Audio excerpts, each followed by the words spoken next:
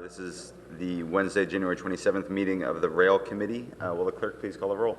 Yes, sir. Thank you. Chair Berman. Here. Councilmember Burt. Here. Councilmember Du Bois. Vice Mayor Scharf. Here. 4 present. Thank you. So the first item on the agenda is the railroad grade separation, background, program manager, and community engagement. And I believe staff has a presentation. We do. Thank you, Chair Berman. Oh, excuse me. It's been a while a year since I've chaired a committee. Before we get to that, we have oral communications, and we have 2 members of the public. I apologize, staff, who want to speak to oral communications. The first one is Herb Borak.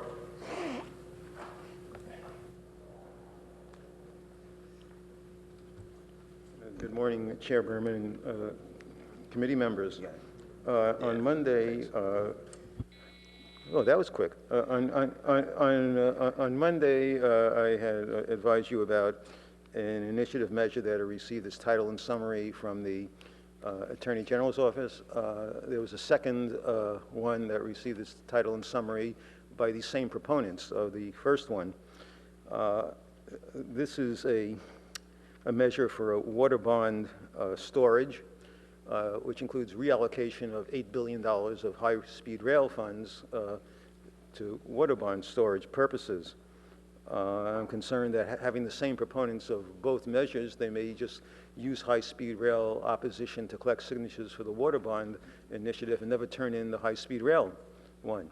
And my second concern is that I believe the water bond proposal violates the Constitution's prohibition on more than one subject in an initiative, because it's essentially telling people if they want to defund high-speed rail, they have to support the water bond funds. And if you want to support the water bond funds, you also have to want to support defunding high-speed rail. And that would then essentially coerce people to sign the initiative to get the one thing they wanted, and to vote for the measure to get the one thing they wanted, and forcing them to vote for the other one. And therefore, that I think would be an invalid initiative. I provided the clerk with a copy of the title and summary and the fiscal impact report. Unlike the previous one, I didn't bother to copy the text of the initiative. It's 25 pages long, and if you want to take a look at it, it's on the Attorney General's website. Thank you. Thank you, Herb. And our next speaker is Michael Brady.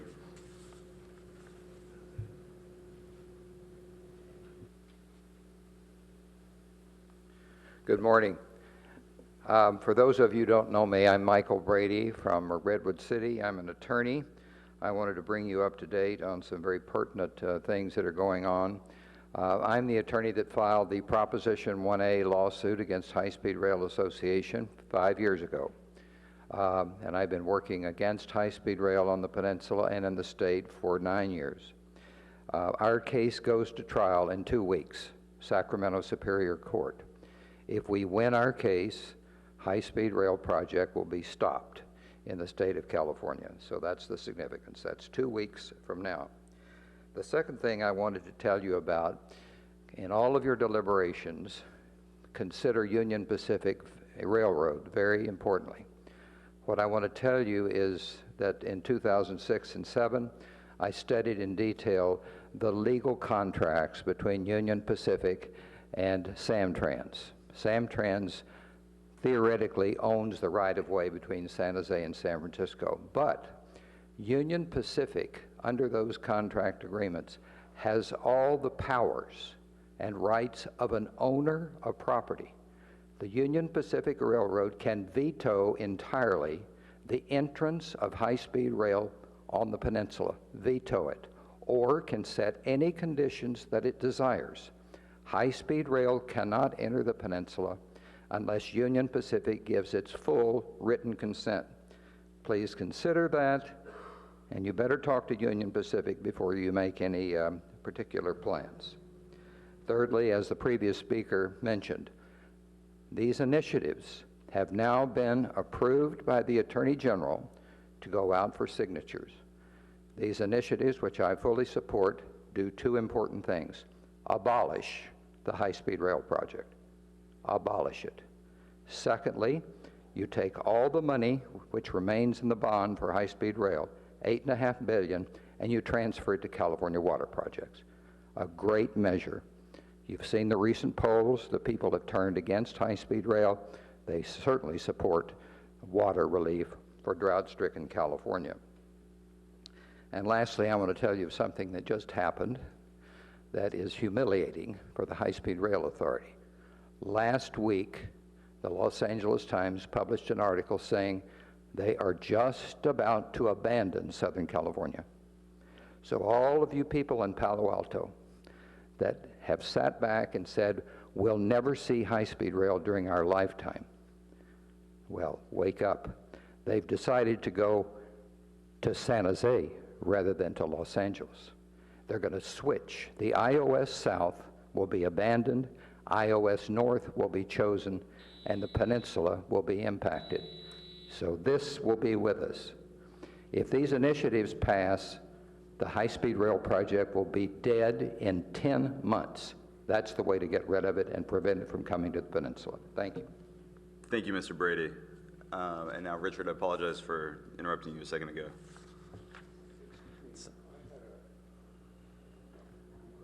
A speaker card for Mr. Rosenblum? Yeah, I thought this was item 1. Yeah, so we're about to go to item 1.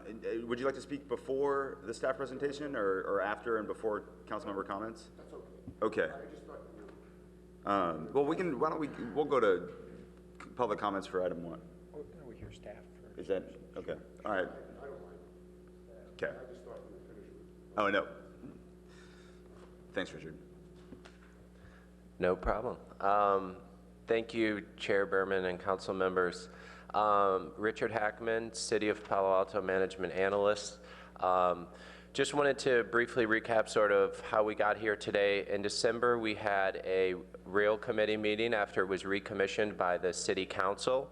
At that meeting, there were a number of requests. One of them was from staff, which was to discuss bringing on board a rail program manager. Following the presentation by Mike Canapa of Hatchmont McDonald, our engineering consultant, Josh Mello, the transportation manager for planning, will give that presentation on the program manager, and we can take your recommendation. However, we did receive some questions at that meeting regarding the history of the grade separation analysis work that had been done by the city. Hatchmont McDonald has been working with the city since 2011. Their most recent presentation to the City Council was in late 2014, where they presented their findings, including the financial figures many of us have been using, such as approximately $500 million for a 2% grade trench that would go below Meadow and Charleston. And so we reached out to Mike, who's with us today. He not only is going to represent for both you and the community the findings of that analysis, but he also pulled some comparative figures of grade separation projects that are occurring in the region, and we'll present those as well to put what we're looking to do in context with what other cities have already moved forward with or in the process of moving forward with. And from there, we hope that information will help you make an informed decision regarding the project manager that we're proposing. So with that, I will hand it over to Mike. Okay. The rail analysis that we performed, the design criteria we used was for Caltrain, electrification, and for their current tracks, UP's current design criteria, and high-speed rail through the area. The design criteria took, you can see there that we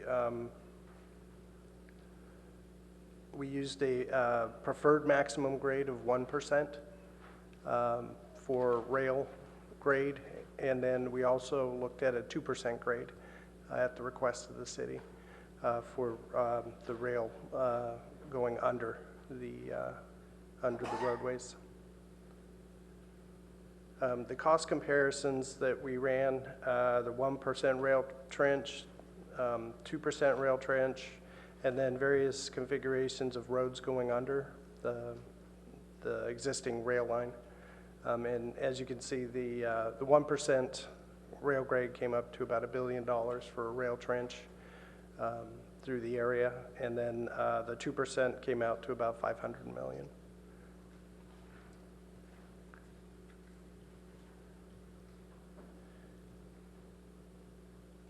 Also, with the rail trench, the right-of-way impacts were quite a bit less to the area. There was none to residential areas. The roadways, excuse me, going under the existing rail line had various degrees of right-of-way impacts to existing parcels.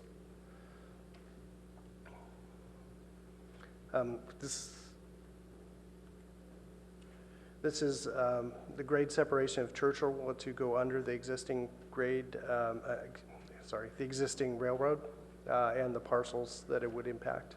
And the dashed circles there are also the traffic impacted areas.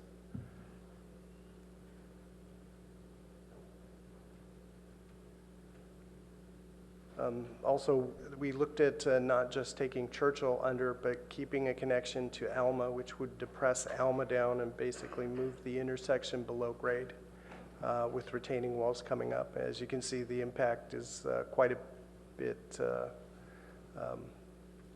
more on the surrounding community here and on the traffic part. Sure. And just to clarify one thing, the difference between the slide you see here and the previous slide was this slide right here shows the impact if we submerge the roadway below Alma and we no longer have turning movements to and from Alma. This slide here is if we maintain turning movements, and the reason the footprint is expanded so much, as Mike just said, is because you have to depress Alma in order to maintain those turning movements. So I just want to clarify why the footprint's larger.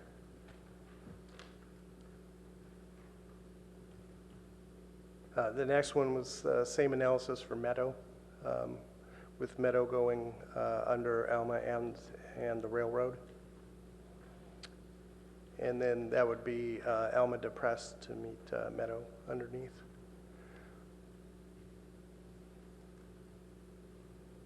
And this is the same analysis for Charleston.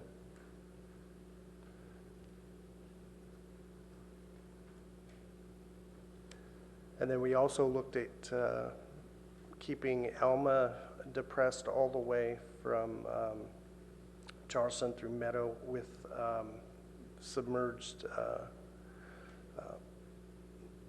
both roadways submerged with keeping the intersections together. And this is the impact to the area on that one.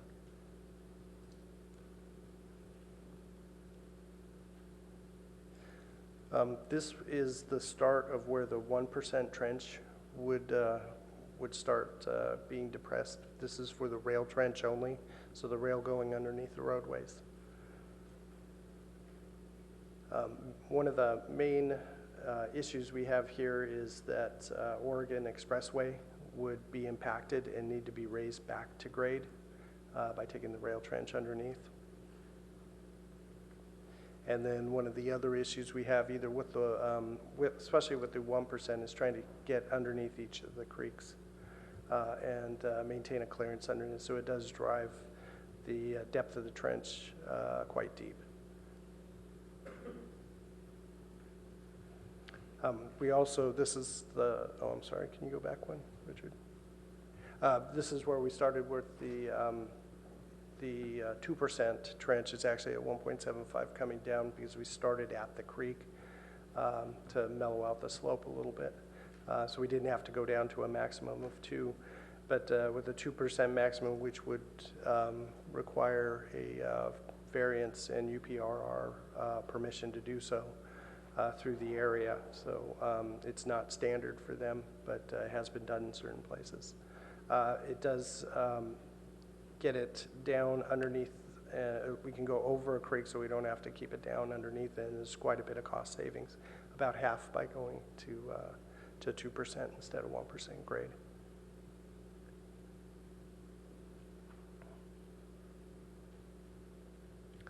And then the target with getting both of them down was Bering Creek, and then underneath Meadow, underneath Charleston and Adobe Creek, and then coming back up. With the 2% grade, we can get up about at San Antonio interchange. With the 1%, the trench carries all the way to Rangsdorf. So there would have to be some partnering with Mountain View. Also, this is the cost comparison we did. Now, these have happened at various stages. Some have been built, some have not been built, some are still in the planning stage, some have been studied for years and to death. The San Bruno grade separation that was just completed in April 2014, which is an elevated railway over 3 at-grade streets. The approximate cost was $155 million. That one was sponsored by Caltrain itself. The Mission Warren grade separation, which is a BART SVRT project that the VTA was working on, is where the roadway goes under the rail, which would be similar to the depressed streets that you saw, was $151 million. Currently in design and planning is this City of San Mateo is looking to elevate the railway over at-grade roadway, which is about $165 million. Rangsdorf, which is the one I referenced earlier that has been studied quite a bit, is roadway under using a rail bridge. That was estimated at $45 million, but that was approximately 12 years ago that was studied. I know there's been some updates to it, but I don't think I have seen a recosting of that since then. Broadway in the city of Burlingame is still under alternative consideration, so I've summarized, and these costs are approximate. They're still in the study phase also, as we are. Broadway with a split, which means an elevated railway on a berm, and then lowering partially the roadways underneath. That alternative was $260 million. Broadway grade separation in a rail trench, similar to what we were looking at here, was about $400 to $600 million. Broadway with roadway modifications, which means the roadways would go underneath the rail and not elevating the rail at all. So that's completely underneath, would be $210 to $250 million. And then an elevated railway on a berm over the at-grade roadways would be $180 to $240 million.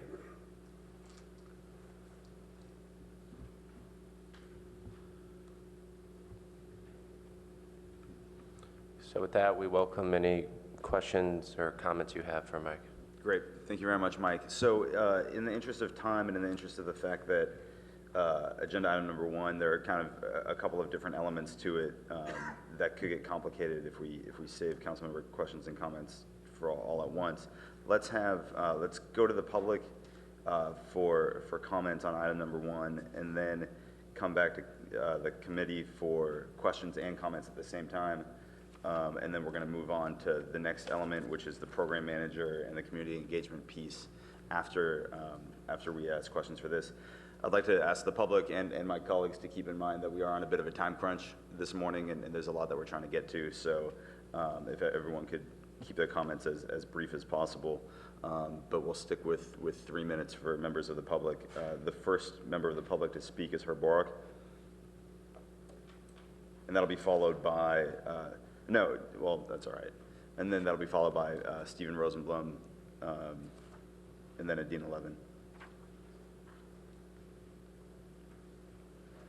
Thank you, Chair Berman.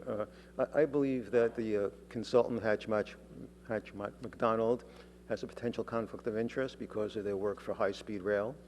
I mean, normally it is the project proponent for a project under the California Environmental Quality Act that is required to prepare a complete and adequate EIR, and that would include all of the mitigations that are required and identify who's going to do the mitigations and do these kinds of studies, and that is the agency that should be paying for them.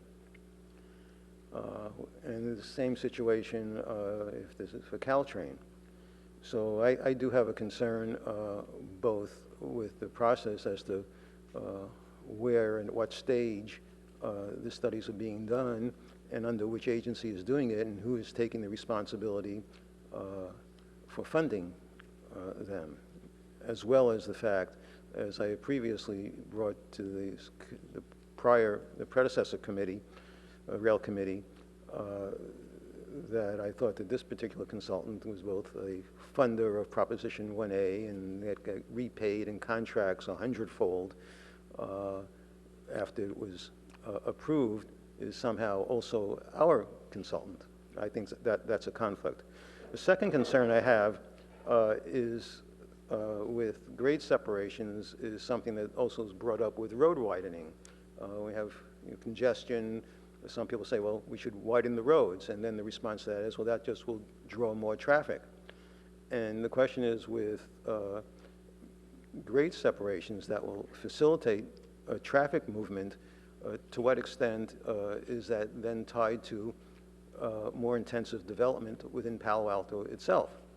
And so as you proceed on that in the council, it seems to me that that's something that one has to bear in mind, that you can't do that piecemeal. You can't be talking about grade separations separate from the impacts that would have on future development within the city. Thank you. Thank you, Mr. Borek. And our next speaker is Stephen Rosenblum, or Rosenblum, I'm not sure which. Rosenblum. And that'll be followed by Adina Levin. Thank you. Good morning, members of the Rail Committee. I've spoken many times before the council and the predecessor of this Rail Committee about the importance of grade separation for Caltrain and eventually for high-speed rail to the future of Palo Alto. This is a decision that's going to face the council, which will affect the aesthetics and cohesiveness of the community for the next century at least. And I think the council and the Rail Committee are pursuing a correct path on this to figure out on their own what they would like to have and to come up with a well-substantiated concept about what they would like to see so that when Caltrain and high-speed rail come back to us with their counter-proposals, which presumably will involve spending much less money and having more impact on our residential lots, we'll be able to say, look, this is doable another way and we should consider doing it that way. I fully support the staff's recommendation of hiring a rail project manager. As I said, I think this is a crucial subject for the future of Palo Alto, and people will look back at this council as having made the decisions which will affect the way Palo Alto looks in the 22nd century. And I envision a community where people and bicycles and cars can cross the train tracks whenever they want, and that we don't have train noise or the problems of suicides on the tracks which plague us now. And it is also opportune, if I could just speak for a moment to item 2, that the Santa Clara County sales tax measure allocates money to grade separation for Caltrain. I think this is a nice confluence of events and would allow us to have some synergy in our efforts. So thank you very much, and I wish you well in your deliberations. Thank you, Mr. Rosenblum.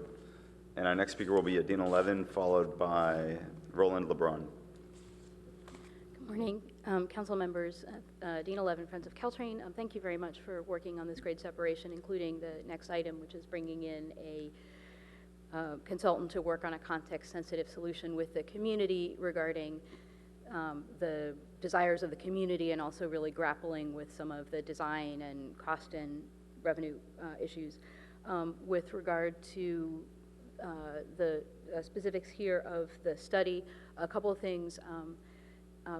Burlingame had a city council meeting reviewing the various different alternatives about a week ago, and we're leaning toward the split option, which had the least side effects in terms of enabling the station to be restored, which the trench did not actually do for them, and having better access to side properties and side streets, and had the lowest relative cost in the 210 to 260 million dollar range. It's not a done deal, and there's questions in San Mateo County because they're running out of their pot of funds. Lastly, in terms of the grade, one of the issues and opportunities is with freight, because there's a potential that if there was a different freight operator that might be able to better tolerate the 1% grade. And at the local policymaker working group, where all of the different cities will be getting together and talking to high-speed rail, that might be an opportunity starting on Thursday, tomorrow, to get different cities to work together to get high-speed rail, and potentially this may need our representatives in Congress to be able to work on freight and see if we might be able to get changes that would allow the less impactful and less costly project. Thank you. Thank you very much. And next up is Roland LeBrun. Yes, good morning, committee members. So there's a couple of things I want to touch on. Is first the issue of cost, and second, where we're going to find funding to do this, and the 1 to 2% is really important as far as that is concerned. But the first thing I'd like to touch on is I entirely agree with the comment Barack made with this conflict of interest between Hatchmark McDonald and High Speed Rail Authority. And this is how you end up with having those preposterous proposals over there, quietly ignoring, so for instance, at San Bruno, there's a brand new Caltrain station there, that's somehow buried in that cost. You're about to get the same situation in Hillsdale when we grade separate in 25th, which, by the way, does not need grade separated. We're going to blow $200 million on there to have a brand new Hillsdale station so we can redevelop the Hillsdale Center. That's got to stop. We need to bring some new people in. Now, with regard to BART, we took the worst case, which is Mission Warren, okay? My advice to you is to look at Cato Road, Dixon Landing, Sierra Landing, which are going to be a lot closer to what you're trying to do in Palo Alto. You're going to find out you're probably closer to $50 million per grade separation. So to wrap up, one thing you may want to look at is actually 4 tracks. And the reason you want to do that is because actually building a trench and keeping the line open is really, really, really difficult. You're going to have shoe flies and God knows what else. You might as well go for 4 tracks. But the kicker there is that if you do agree to 4 tracks, grade separation now becomes mandatory. So whoever wants to put 4 tracks in there has to provide grade separation. That's a rule. 3 tracks, yes. You can have grade crossings. 4 tracks, no. So to wrap up on funding, you may want to look at the FAST Act. There's a lot of funding in there for transportation, which means you need to look at 1% and basically be ready to have more freight going to the peninsula. The kicker is that you have to be ready to start construction in 18 months. And the last thing I'd like to look at is the AB 1591 by Assemblyman Frazier. It's got $1.3 billion in there for trade corridors. So once again, if you somehow figure out a way to have more freight going to the peninsula, you're going to have massive funding coming in there. Thank you. Thank you very much. And I'd like to now turn it over to colleagues for questions and comments for Mr. Canepa, and then we'll move on to the program manager and community engagement piece. Any takers? Sure. Well, this is really about the process going forward on evaluating alternatives. First a question, you referred to the 1% as the preferred max grade. Preferred by whom? That's by Caltrain, but that UP requirements are different. Now, why do you say Caltrain prefers it? The flatter the slopes, the better it is for the trains. Yeah, but Caltrain also shares concerns of communities on how to best design grade separations. I've had those discussions with Caltrain. So I guess I'll just say that I'm not sure at all that that's their preference. That may be what they believe is somewhat a constraint, but not a preference. And that's true. That's because of they are a shared carrier. It's a shared rail line with UP. So Okay, so I that's- just want to make sure we get that that's true. clarification. It is their criteria, which covers UP run. And it's not, I can tell you, it's not high-speed rail's preference either. Correct. Okay. So we had studied in this, what we engaged with you on a year plus ago, several scenarios. So one of the things going forward that we'll need to look at as a committee is what, if any, additional variations or scenarios we want to have evaluated, and what would be the best process to try to identify them. So we've talked a lot about how much we value the CSS process. We've wanted high-speed rail to do it and for Caltrain to do it, but it's a process that would be prospectively valuable for us to utilize on perhaps a narrow focus basis to begin to identify kind of what are the alternatives that might be available for us, and which of those we might want to have evaluated at, and to what degree in the near term versus ones that we may then at a later date in a kind of an iterative process look at certain other alternatives. So for instance, we saw a drastic reduction in trenching costs when we went from 1% to 2%. 3% is more challenging with freight and certainly would need their consent, and but it's not off the table. And that is something that I'd be very interested in is seeing at a 3% grade what would be the length of that and what would be the estimated cost, and how close do we get in costs of conventional grade separations with the land taking the cost of the land taking versus if we had a 3% grade trench, and that sets aside for the moment the almost untenable political ramifications of trying to take in the neighborhood of 50 residences to put in conventional grade SEPs here. So there's that added dimension, but I suspect we'll see at least a significant narrowing of the difference in cost between those two scenarios, and maybe a near elimination, but we don't know until we've done that. But there are other possibilities as well, and so we've developed in this community in the last half dozen years a whole bunch of folks who are both either residents or neighbors who have engaged in this, developed their own expertise, and their own insights. This is why a CSS has stakeholders involved. So I think that's something we want to consider, is not only what we want to have evaluated, but the process by which we'd narrow those options and get best thinking on it. Thank you. Greg? So I think we really need to figure out if a 2% grade is possible, not only possible, but whether or not it's politically feasible, whether or not we can get it done. Because if so, why are we really talking about a 1% grade? I mean, if that works, let's look. And I agree with Pat. We should evaluate a 3% grade, but I mean, I don't know what the constraints on a 2%. I understand it. It's primarily a UP constraint, isn't it? Correct. So I mean, how do we move forward from here and say,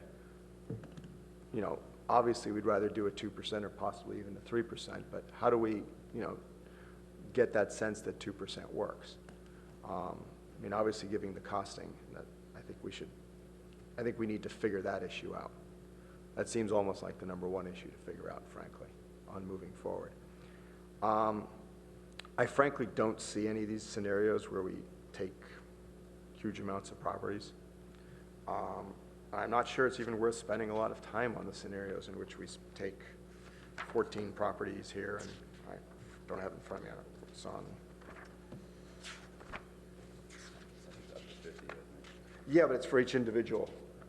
I mean, if you look at each individual crossing and you start looking at this, it's a huge number of of individual properties on a lot of these. Yeah, here we go. That's where it was.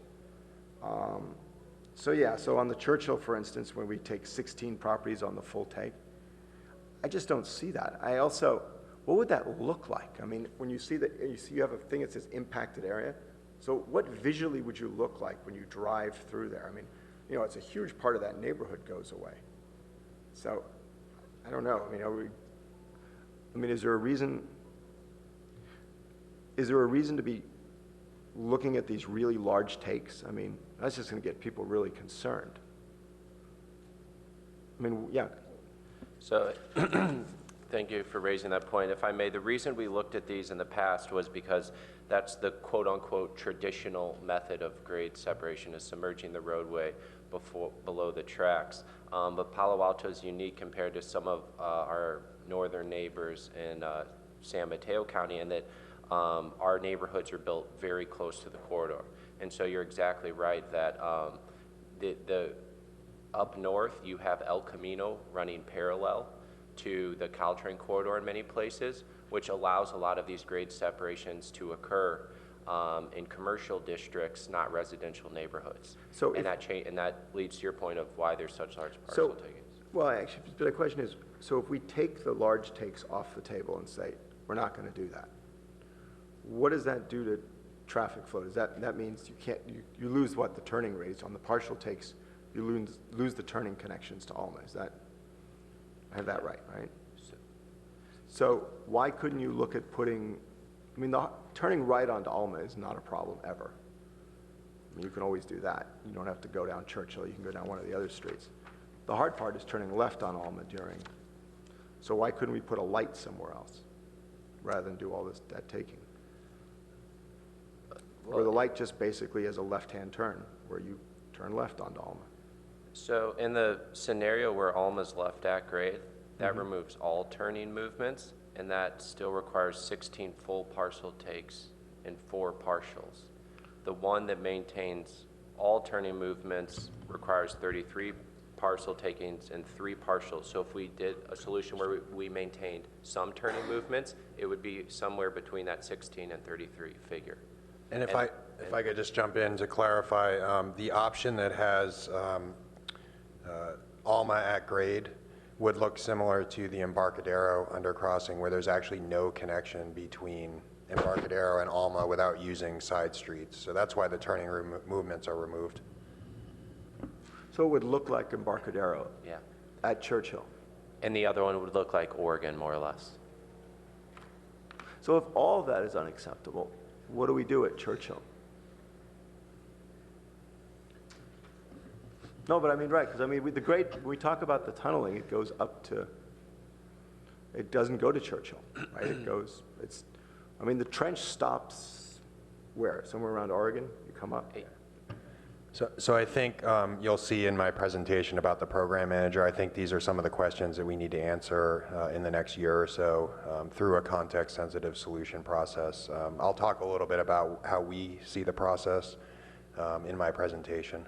So that's a good point. Thank you. So let's try for this, and this is a complicated item because there are numerous different pieces, but for now, let's try to keep the questions maybe for Mr. Canepa, and then some of the bigger kind of questions we can take up in the same item, just the next section, if that makes sense. Well, and can I just add something, Fred? I don't think if we try to wade into determining design alternatives at this time, we don't have that. That's really part of why we should look at process, maybe perhaps to identify that we think that there are other alternatives, but not attempt here to kind of preliminarily design it. Right, but I do think that the notion that we're going to do all those properties, I mean, I think that could make the process very difficult. I mean, I think in some ways, if you take off the table the most extreme versions of things, you often get a better process because you don't have people really freaking out. And so that's really what I'm asking is there a way to streamline the process a little bit so that we don't go through huge community angst if we're not going to do something that is that extreme? Well, so Richard mentioned it as basically a reference point, and I think we haven't done a good enough job of identifying that that's not one of our preferred alternatives, but just a reference point. If we didn't do one of the alternatives, this is what we'd be left with, as opposed to that this is a direction we're headed. And so I think that's a good point, that we need to make sure that even if we still need and value a reference point, it's not misconstrued as to what it is. I mean, I think for me, there's several things. I think we need to move this process forward where we start, because context-sensitive solution is going to take a long time. And we have the most complicated, I think, of the grade steps in the area. So other cities will be moving forward, lining up, getting the money, and I know we've asked that. We don't think whoever gets done first should get the money first, right? But, you know, just because we say that doesn't mean it necessarily goes that way. So I think, you know, on the 2%, the 1%, it seems fairly obvious that if we could do a 2% grade rather than a 1% grade, that's a decision we should make and move forward. And I'm not saying we shouldn't look at the 3%, but then we should stop talking about a 1%. But that may not be possible, so how do we get through that roadblock? How do we figure that out so that we can actually move the process forward? And I mean, a lot of that's really outside the context-sensitive solution question. That's the question of how do we actually do that? We're going to be able to achieve that or not? I don't know. And maybe you think it's within the context-sensitive solutions, but. And CSS is not, it's an iterative process, so I would envision that whatever's the next phase of analysis we do is not after we complete CSS, it is part of CSS.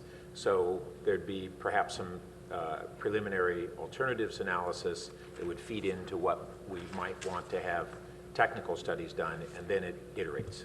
And I don't mean to interrupt, but I think we're going to have that discussion in 10 minutes. We want to let Joshua get a chance to give his presentation once we get, yeah, absolutely. Everybody gets a chance to ask questions of Mr. Canepa. Kurt, do you have any more questions? No, I'm good. Okay, thanks. Tom? So without designing a solution, I'm really interested in understanding where there are options and maybe if there's anything that's changed in terms of construction techniques, in terms of the assumptions, and maybe I can suggest a couple areas I'm interested in hearing about. You know, so we have several creeks, so are there any improvements to tunneling or trenching under creeks? You know, boring versus trenching, you know, is there any innovations in boring? And also, you know, the idea of shoe flies, is there any construction techniques where the tracks could remain in place for a period of time while work was proceeding around them and below them? And then lastly, if we were to advance the idea of a Silicon Valley trench that was significantly longer and extended, say, to Menlo Park or Atherton, would that change your approach in any way? Are there economies of scale to dealing with a larger project? Or is it really just to continue what you're doing but for further distance? And then the last question on the property takes, if, you know, did you guys look at all ways to minimize? Are there any construction techniques that would enable us not to take as many properties? The construction technique, I mean, some of the properties that we're looking at for takes are because the driveways are gone.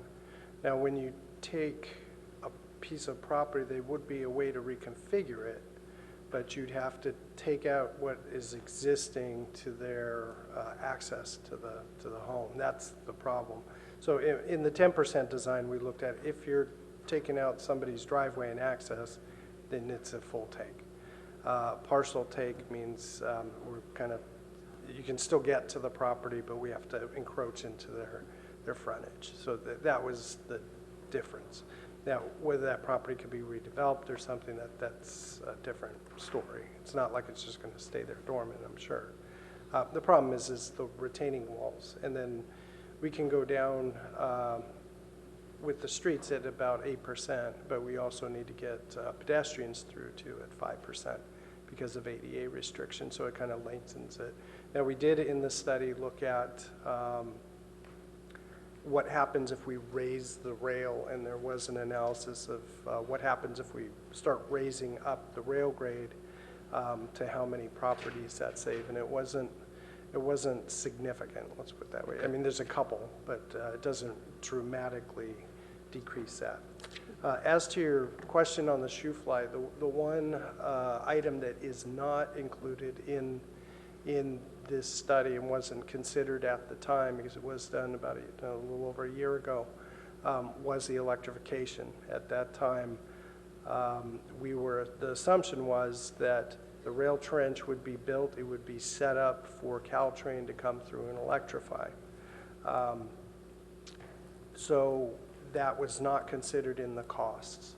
I did talk to our systems folks, and the additional cost is probably, because you do have to build the electrification when you shoe fly, if it's electrified before you start construction, it's about approximately another $4 million a mile to go through that.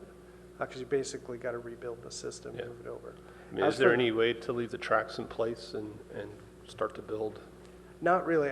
We did talk to our tunneling group, and that's part of what our company's known for, to get underneath the tunneling and our structure folks.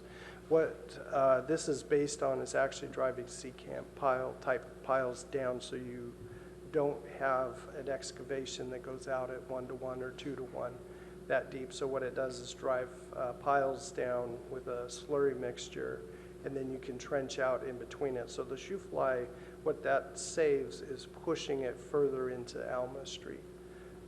So you can probably keep Alma open partially while the shoe fly is in place and while the trench is getting excavated.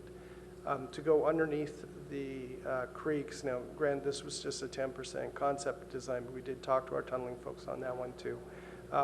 They can get a structure underneath with only 5 feet of clearance from the bottom of the structure without disturbing it. That was our rule of thumb on that. Otherwise, we'd have to brace or rebuild the creeks. And one of the things we wanted to do was stay out of the creeks, because that launches a whole environmental process that could get very sticky. So was their rule of thumb to us, to stay 5 feet below the invert, and they can get a structure through. And then this idea of perhaps a longer trench.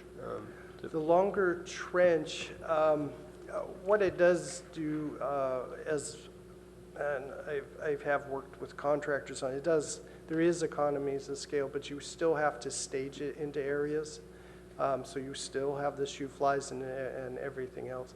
Cost-wise, you'd have to look at a bigger contract to do that, and the procurement strategy of either design build or design bid build or into packaging and phasing.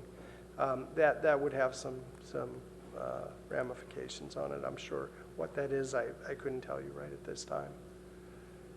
Great. Just want to see and then again, it's probably not a question we can address here, but this issue of Union Pacific, I think the rail systems are experiencing some issues with the economy, but I don't know who talks to Union Pacific, if the city's ever talked to them, but it sounds like we need to talk to them to understand this 2% grade issue.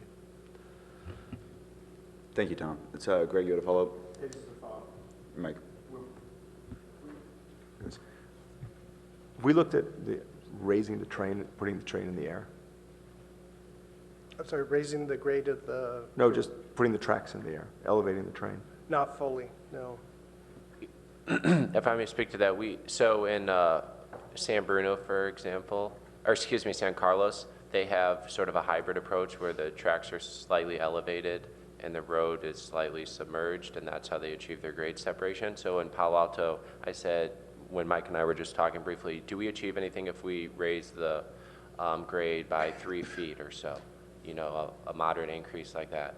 And it just wasn't, the parcels are so close to the corridor that the raise of the corridor has to increase so much to achieve the sort of parcel savings we would want to, that it doesn't really fit with our vision or the rail committee and council's stated vision of how they want the corridor to look in the community. So, 3-foot or 6-foot raising of the grade doesn't achieve much in terms of parcel savings.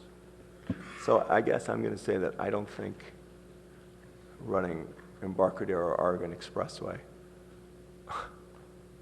like grade separations through our residential neighborhoods, is my vision of the community either. That sound like a comment? Yeah. Okay, thank you. So, a lot of good questions, a lot of good comments. I agree with Greg that, you know, if staff could come back to us with what is the process for determining whether or not we can get approval on 2%. And to Tom's point, who do we talk to? Do we need to talk to UP? Do we need to, you know, that would just be helpful to I mean, that's kind of a high-level issue that we need answered before we really know what our options are. Does the estimates that involve takings, did those include the cost of, and we talked about this a year and a half ago, that does include the cost of takings as of a year and a half ago? Yeah, that was assumed. It's on the, there's actually a second page to the, it has the right-of-way in it. Okay, yeah, and to that point, can we, and Richard, you and I talked about this a little last night, but is it possible to get this presentation electronically to the council members? We can have it posted online. It can't be emailed because it's so large, but Really? we can have it posted online. Okay, Yeah. if that's possible, that's great. And then, yeah, I mean, quick comment, but I mean, to Greg's point, I mean, I said this a year and a half ago. I was looking at my quote that I was quoting in the paper where I said, you know, taking of 50 parcels is an absolute non-starter and would be devastating to the community. That hasn't changed in a year and a half. And so I do agree that we should have that out there as, you know, what would happen if we were to use that alternative, but we should make it clear that that's really not one that we're seriously considering, which is why it's all the more important to figure out what the process is on getting approval on 2% and studying the possibility of 3%. So let's move on to Joshua and his presentation so that we can talk about the program manager and community engagement piece of this. Thank you. Good morning. I'm going to give you a brief overview of our proposal to bring on a rail program manager. So back in October, City Council made 2 motions related to rail in Palo Alto. And outlined in this presentation, I'm going to talk about how we address some of the elements of that. You remember at our last committee meeting, we talked about some of the other elements of that motion from October 13th and how staff was working to address those. And then following the presentation, we'll take your direction on how to proceed, you know, with or without a rail program manager. You can go to that. Do I have control? Okay. So the parts of the motion from October 13th that we're aiming to address with the rail program manager is to develop a first phase circulation study and also develop a preliminary plan for a CSS approach to addressing the rail impacts in the future of Palo Alto and the Mid-Peninsula. So an overview of our recommendation is that we develop an RFP immediately following this meeting for a rail program manager, and we hope to retain an individual or a firm with rail expertise to take the lead on these items, and I'll go through the tasks that we envision for this program manager. The goal would be to find someone who is, you know, both experienced in the intricacies of rail engineering, but also has effectively managed large infrastructure planning, community engagement projects, and ideally does not have a conflict of interest with high-speed rail, which could be a, you know, a tough sell.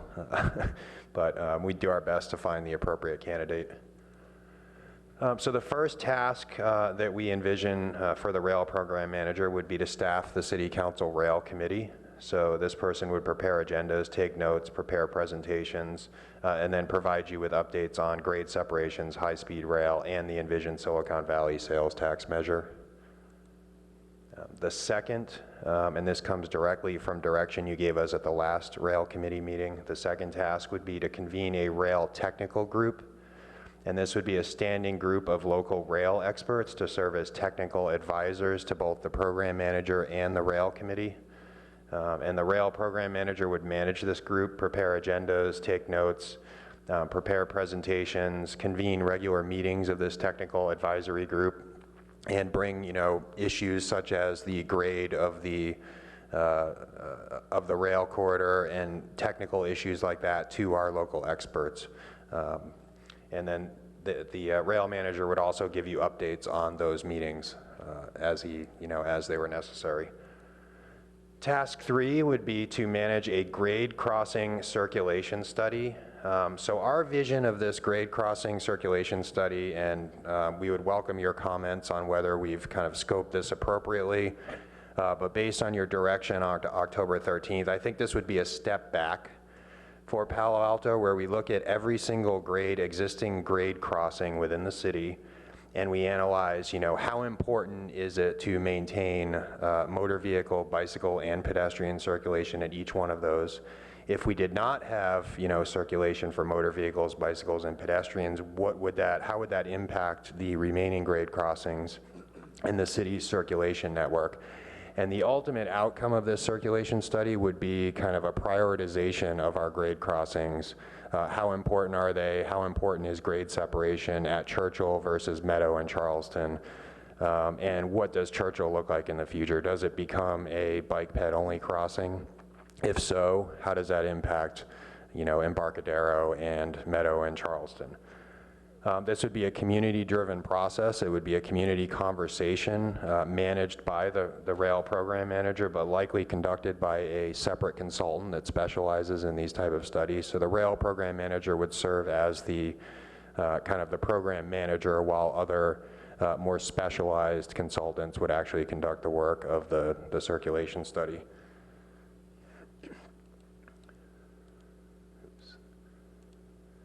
Task 4 would be to manage the context-sensitive solutions process. So feeding directly out of the circulation study would be a focus on specific grade crossings. So, the priority crossings that were identified from the circulation study, those would immediately feed into a larger community conversation around what the impacts would be of different alternatives to separate those grade crossings. If we are seeking state and federal funding, ultimately we need to follow, the CEQA and NEPA process, which, requires that we look at all feasible alternatives and then whittle those alternatives down to the, the community preferred alternative, the locally preferred alternative. And that would be this process. So we would put everything on the table with the understanding that some alternatives would have impacts that are just not acceptable to the community as a whole, and those would quickly be ruled out through the environmental process. And just to clarify, the rail program manager would be preparing the RFP to procure a well-skilled community engagement consultant that is trained in context-sensitive solutions to conduct that CSS study. So I see kind of concurrent with the CSS study, we would, also be working on preliminary engineering. So Mayor Burt, you mentioned it's an iterative process. One of the things we're going to need moving through the process is to be able to look at the impacts of different design decisions. So the goal would be to have a rail engineering firm on board that could do some preliminary engineering and also start work on a project study report, which is kind of the first step at getting a project moving forward in California, a typical transportation project. And we would wrap up kind of this first phase with the preparation of an environmental impact report. Another important task that we envision for the rail program manager is to represent the interests of the city during the high-speed rail environmental clearance phase. So this rail program manager ideally would be someone who could talk the talk, as the EIR progresses and high-speed rail starts to look at some of these, issues around noise and community impacts. And this would be somebody, we would have somebody on board that could go, toe-to-toe with the high-speed rail authority, review documents in detail, comment on them, prepare information for you to consider at your meetings related to that environmental process. And we've done kind of a back-of-the-envelope budget estimate on what all of this would cost. It's about $1.8 million over 2 years, 2.5 years. So the rail program manager would likely be a, half-time to three-quarter-time position. We don't see it full-time. It would likely be a contract position. We could probably find enough work for someone if it was full-time, but based on kind of a half to three-quarter-time estimate, we think it would be about $100,000 per year. We have $50,000 reserved from our transportation contingency in this fiscal year to cover if we were to bring somebody on board immediately, we have $50,000 to cover between now and June 30th. And then we have asked for $100,000 next fiscal year and the following fiscal year to fund that position. Our back of the envelope estimate for the grade crossing circulation study is $100,000 to $200,000. We've submitted a request in CIP funding for fiscal year 2017 to cover those costs. And then the context-sensitive solutions process would run somewhere around $500,000, $500,000. That's for a very robust community engagement process, lots of public meetings, lots of back and forth about what the appropriate solutions are.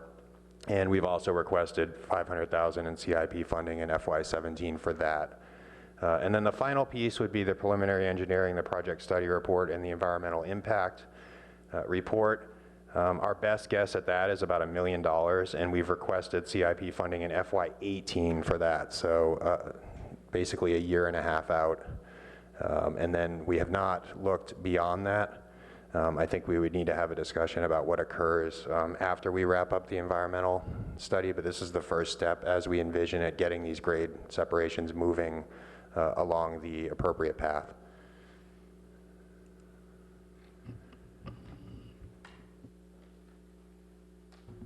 Thank you very much. So now we'll open it up to colleagues for questions and comments. Sure. So just real quick, I think I understand a circulation study, but it sounds like it would look at changes in traffic based on changes to configurations. Is that correct? It would look at, how the current grade crossings are operating, how important are they as a connection for motor vehicles, transit, bicyclists, and pedestrians. And then, I could see looking at what happens if it's closed, what happens if it's converted to just bike ped only, what if, it's 4 lanes today and it became 2 lanes in the future. Does that, that may save money, but it may not handle the traffic demand. And then it would seek to prioritize, based on how valuable the grade crossings are to the community, which ones should we be focusing on in order to, wisely invest in grade separations. Okay, awesome. Yeah, so I think one item of concern there would just be that we really look at impacts on side streets and maybe not immediately. Sometimes it seems like we look at a subset of intersections. I think I'd want to see a really strong kind of bottom-up modeling based on the Palo Alto condition, not using kind of top-down regional forecast. But particularly like if we shut down Churchill to cars, what happens in Embarcadero where people have to cut through side streets to get to Stanford, for example. On the manager, I guess right now we're covering some of this work, right? Going to high-speed rail meetings and keeping up with kind of train activity. Who does that work now, and are they going to be freed up to do other things? So currently, Richard, myself, Assistant City Manager Ed, Shikata, and Hillary have kind of been sharing the burden. But to be honest with you, I don't feel like we're able to give it the attention that it deserves. And I think we really need to get a program manager on board to help, especially as the environmental work for high-speed rail starts to ramp up. Okay, and it sounded like, one of the questions I have is kind of full-time, part-time. It sounds like you're thinking it's kind of half-time. That's our thinking. I mean, the RFP would have a scope of work, and it would really be up to the consultant to propose, what their work plan would be to deliver that scope of work. Okay. Yeah. And it seemed like one of the decisions here is whether we're really hiring an individual or a firm And I think that's a big topic for discussion. Like, there could be a phased approach with a consulting firm, because we have a lot of work here over a long period of time. We're not sure what we're going to do. Yeah, thank you, Councilmember Du Bois. That's a point I wanted to interject. We're in a really tight hiring market right now. Also, a lot of transportation expertise and firms around the state have been focused on getting work from high-speed rail, and obviously we want to find someone who's not conflicted in a material way. So I think we would be open to either hiring an individual or a firm. And if it is a firm or a collective of individuals who bid on this, they could potentially do some of the work and save us the step of having to procure additional services.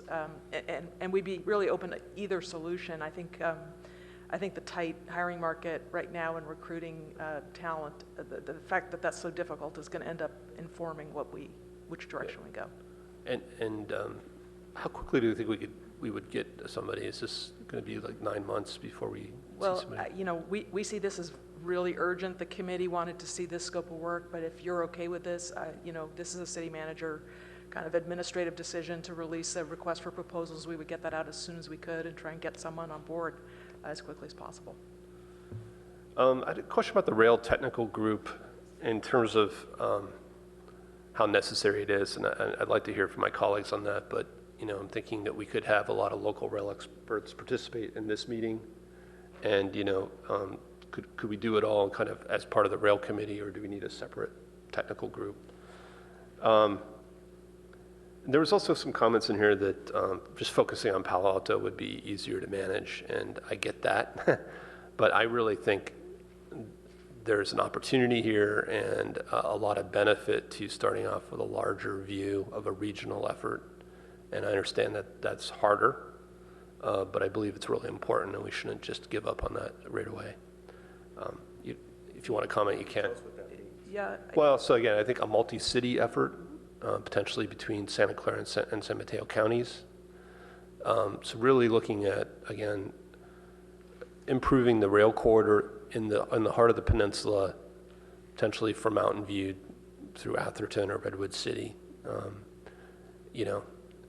So yeah, we could do something, solve our own problems, but I think we could maybe come up with a streamlined solution, but would involve other cities. Thank you for posing that question. I think this is something that we would really like to hear from the full committee on, and potentially the full council. I think, we as professionals do feel like if we broaden this to try and solve the problems of the peninsula, we're not going to make the kind of progress that we could make if we focused like a laser on Palo Alto grade separations. And so, this becomes a kind of a policy and a strategic call, I think that maybe the full council will have to make, and I don't know whether now is the right moment to pose that question or whether it's at some point once we start in on the circulation study. Yeah, I agree, it's full council, but I want to see us push on it before we just default to Palo Alto only. So I also, as I was thinking through the consultant, I think some goals, for me, a goal is a regional solution. I think, again, a quick path to being shovel-ready, this issue of who's going to get funds, I think we need to keep that in mind. And to Councilmember Scharf's points, if we can eliminate options because they're not palatable and that will save time, I think we need to be focused on that. And I think that should be made clear in the RFP. Leveraging funding, we have electrification coming, but I think the cost on that is rising. It's not clear when that's going to start. So if we're able to do work once and not be going back and redoing electrification, for example, that would be great. And I think another point that was embedded in here with the consultant is ability to write grants and secure funding. And it didn't really come out, but it's, there was a lot of engineering in there, but I think ability to go after federal grants and look at things like maybe some of these freight opportunities, if it was in a trench, would be pretty interesting. So, thanks. Thank you. Pat. Just a couple comments.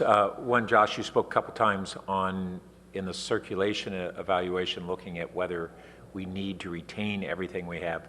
But actually, I want to make sure we add that we're considering where we might be able to improve circulation. In particular, if we have a trench, that opens up a lot of alternatives, in particular bike and ped crossings. We've had a long-term goal to have a grade-separated crossing in South Palo Alto,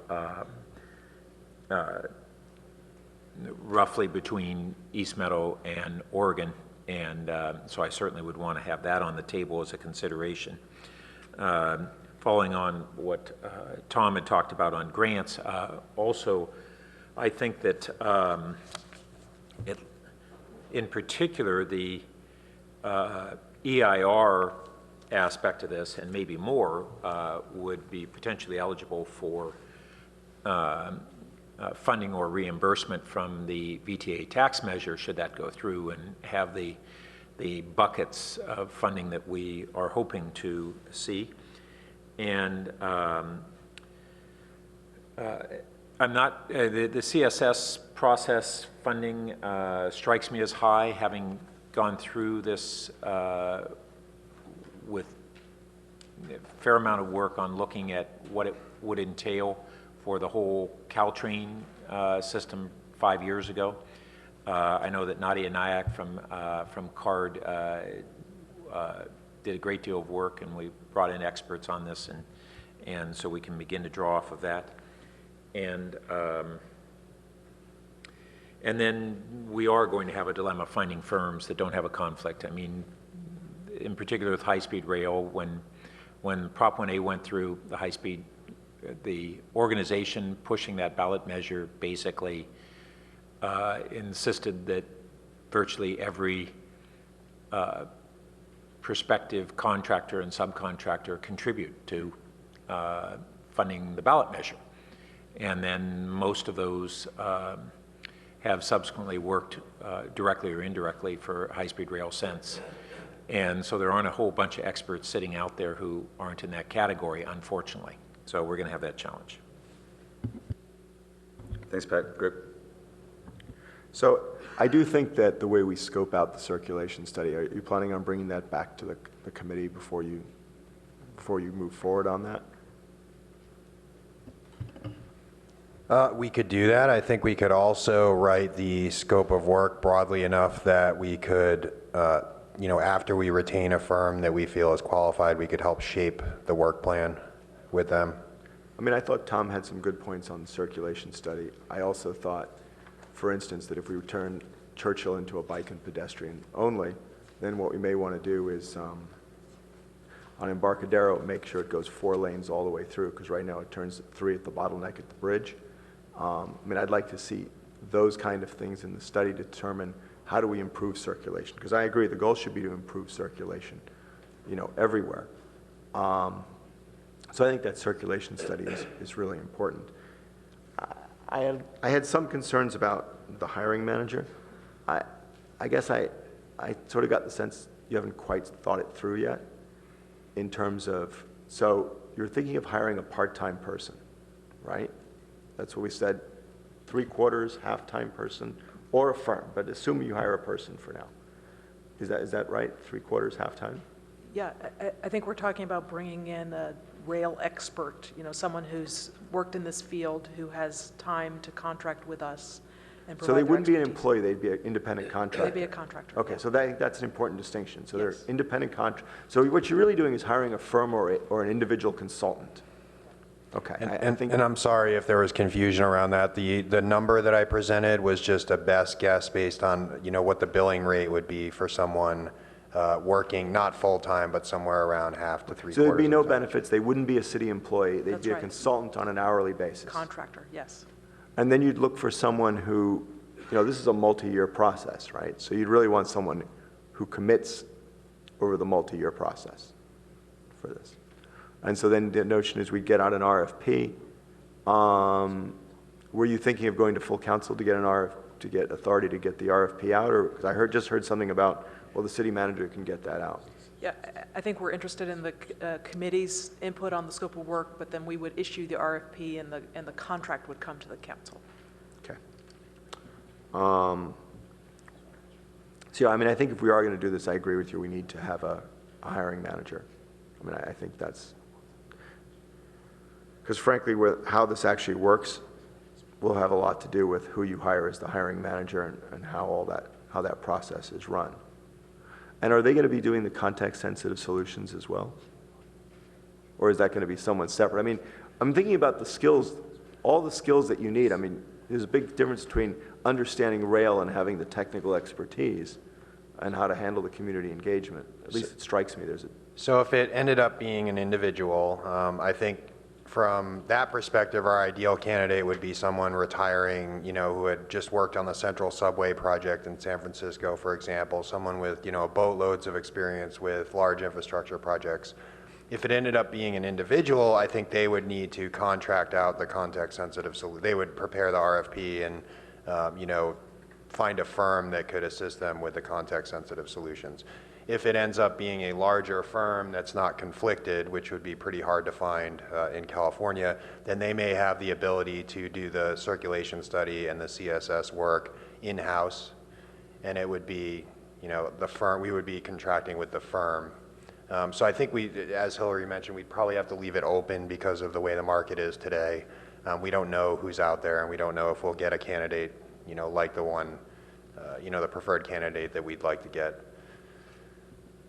And I just briefly wanted to comment on Tom's notion of making it broader than Palo Alto. I don't really understand it, to be honest. We can talk about it more offline maybe, but I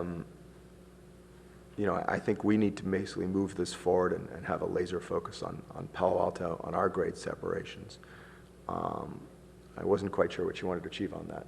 So, I mean, my big concern is that we don't achieve anything and that we don't move forward quickly enough and we don't get our share of the funds while going through a long process, frankly. And I think if we open it up, I don't quite see how you open it up to the community to talk about other people's grade separations and broadly in the community. So I would just, for now, advocate for definitely keeping it centered in Palo Alto and focusing on that.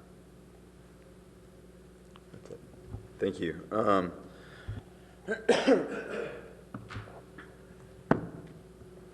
I've completely forgotten any questions I wanted to ask now. If it's quick, yeah, and then let's kind of assume that we're going to punt that to a further conversation amongst the So definitely council. like to talk to you about this offline, but a big part of my thinking is that in terms of national and state level funding, solving Palo Alto's problems might not rise to that level.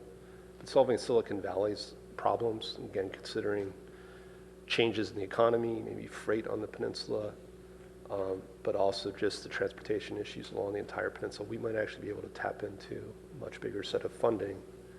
And I just want to consider that because this piecemeal solution and the train potentially going up and down as it goes through different cities just doesn't seem like a good solution. So, but let's talk about it more. Okay. So in the interest of moving this along, I'll save any questions I have for the next time this comes back up and when I remember what they are. But I think the need is clear, and obviously one of the biggest issues on whether or not we're regional or laser focused is timing and what that would mean in terms of and what we might jeopardize the longer this process takes. So you were looking for, so staff was looking for, I guess, comments and suggestions. Did you need anything more from us at this point, or? Yeah, I mean, is the plan to come back to? Yeah, I think we've gotten the input we needed. I guess there's one outstanding question, which is Councilmember Du Bois posed this question about whether we really want the scope to include this additional outreach committee, a technical committee. I mean, is that something that would have to be, I guess, would that have to be determined early on, or is that something that could be? I guess we could put it in the scope and request for proposals, and then if we decide to defer it till later, we Yeah. could. I think that makes sense. I mean, I think a lot of colleagues will have comments on that, but we don't necessarily have the time to address it right now. Great. You guys don't need anything else from us on this item? You don't need any motions or anything? You're just going to go ahead and do the RFP? Yeah, on this one, I think we just appreciate the committee's input and we'll proceed. You with that? The only point I'd make in a motion is, I don't know how you guys feel. I'd have a strong preference for a firm if we can find one. Understood. Understanding the challenges of Yeah, I think the 800-pound gorilla in thinking the about room. how we'd structure it, I think we'd have to release 2 separate RFPs, one for an individual with a discrete scope of work, and then for a firm, and we'd have to see what kind of responses we got. Yeah, go ahead. So what staff's next step based on what has occurred today? We will work to prepare the final scope of work and get an RFP out on the street. Then when we get responses, we'll be able to determine which approach makes most sense and bring a contract to the council. So I don't know if we're ready to support that based on the amount of discussions we've been able to have. And I'm just wondering whether we should continue this to our next rail meeting. It would mean we'd lose a month. But I found this interesting, informative, but it's, and certainly going out for the RFP doesn't bind us, but I just don't know if we're ready to have authorized the direction of the RFP to the extent that... So I guess I understood it that we really weren't authorizing it. We were going to let them go do it. We could stop it, I suppose, but we weren't going to take a vote or anything like that. They were just going to go do it. And then, I mean, if we had a real problem with it, we could, obviously pull back.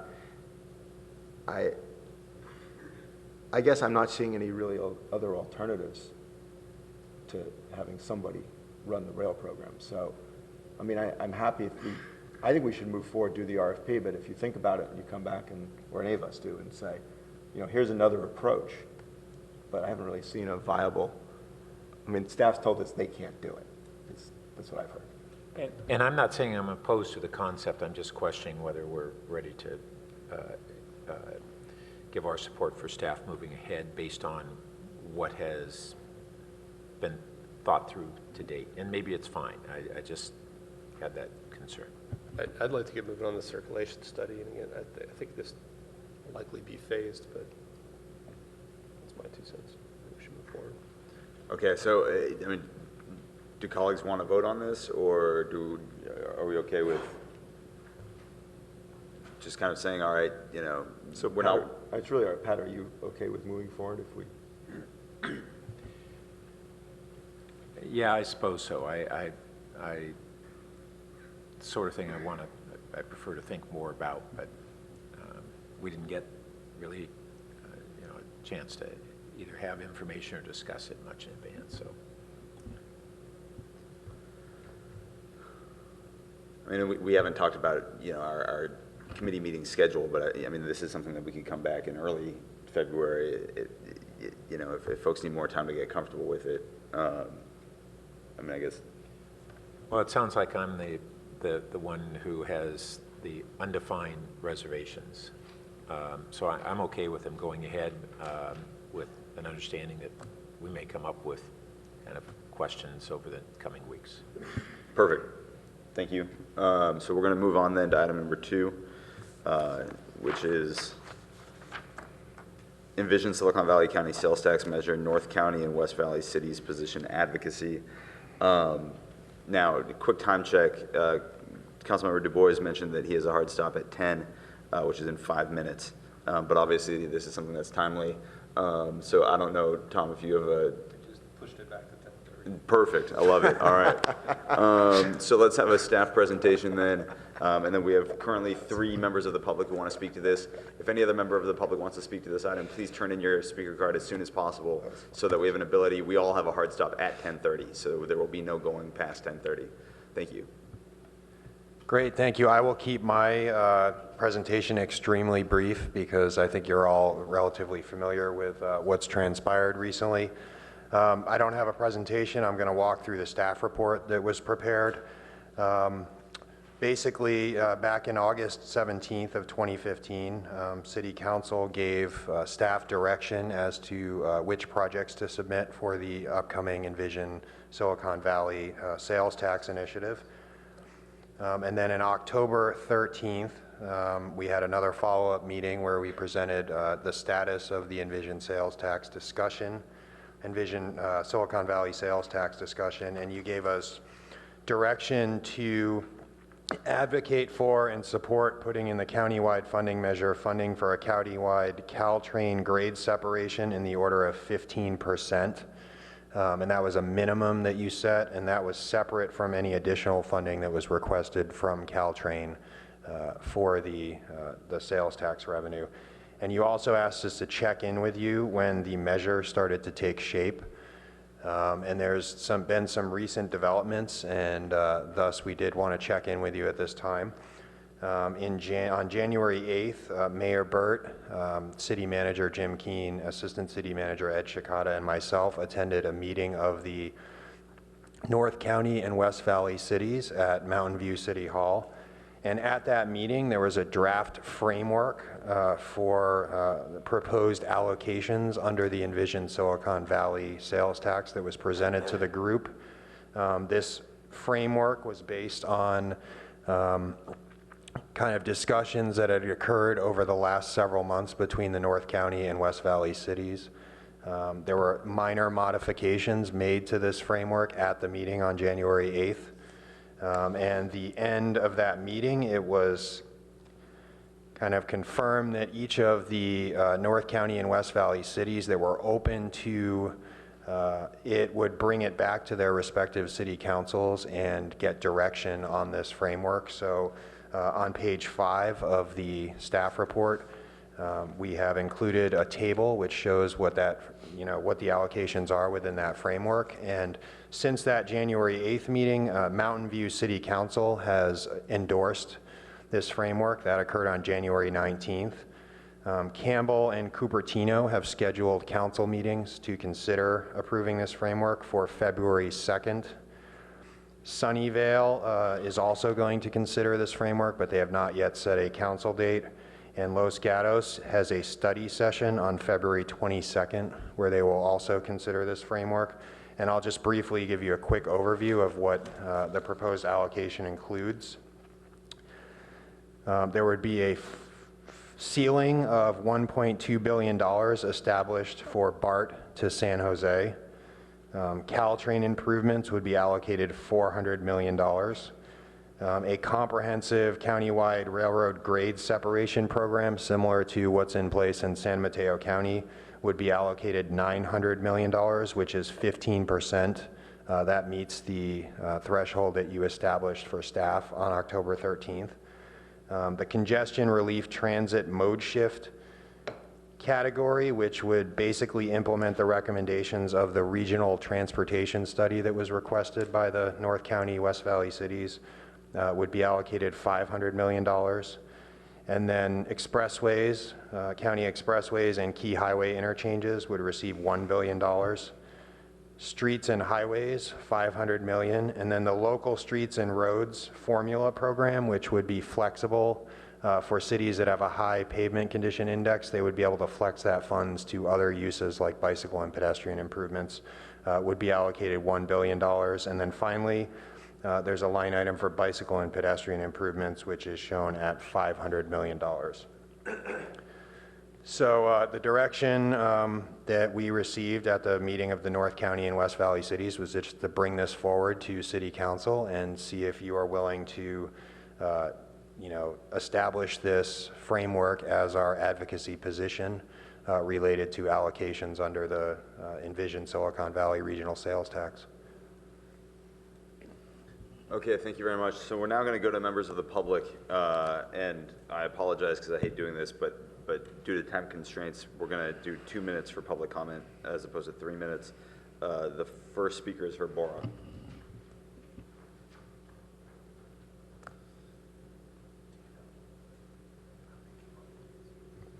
Yes, Chair Berman. My first comment is I'm surprised this is before the committee.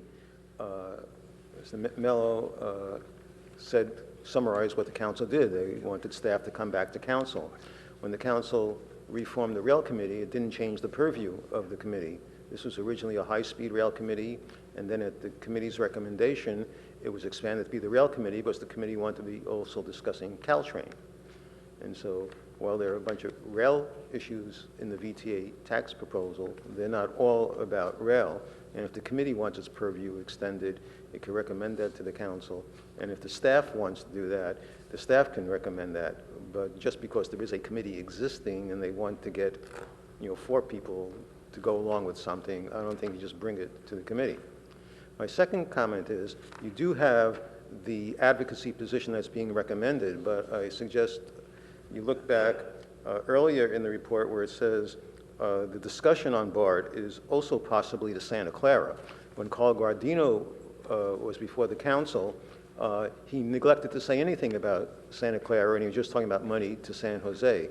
So I think that should be firmer, especially since the money is fungible. Finally, I think the measure should have a legislative component, and that is having no bus rapid transit in the North County. And I believe the North and West cities can agree to that. How it's phrased in such legislative language, such as would there be a specific time period or what would be required for a future vote, are details. But as Supervisor Simitian advised you, the one thing that could probably defeat the VTA sales tax measure is the concerns about bus rapid transit, and therefore I think it would be worthwhile as an advocacy position to include language in the measure that would prohibit that for a period of time. Thank you. Thank you very much. Next up, we have Adina Levin, followed by Roland LeBrun. And I don't see Adina here. She is here. So she's out.